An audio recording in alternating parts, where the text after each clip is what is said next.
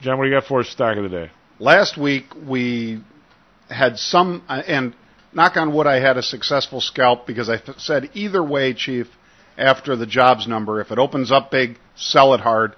If it opens down big, buy it, and then hedge it going into the weekend, which luckily I did.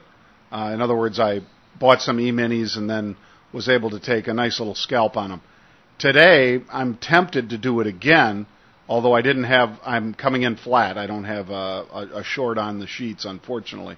But as far as where we were seeing continued active buying, the GDX, which is the gold miners index, of all the areas that seem ludicrous, you don't see people enthusiastic about anything except fear and gold. Yeah. So the only things going up are VIX, as measured by the CBOE's VIX, the volatility index, which you can trade, but it's not for most investors. Most investors need to be putting on spreads because such large folks hedge massive volatility books that you need to be so quick like a bunny on these moves in the VIX to make money by buying a call, for instance, or buying a put. And by the way, there hasn't been any put buying of any consequence in the VIX. No. In other words, they're not looking for it to come down.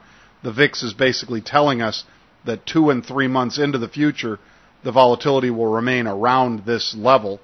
So they're saying this is not an easy, quick fix. Normally, when the backwardation gets pretty big, as it did a couple weeks ago, it tells you that there's a crescendo as far as volatility. That did happen, but it just came down to a much higher average.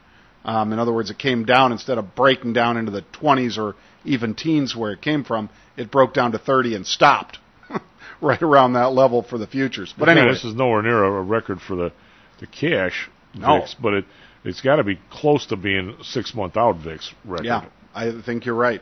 But I'd say GDX, Gold Miners Index, might be one to keep your eye on still.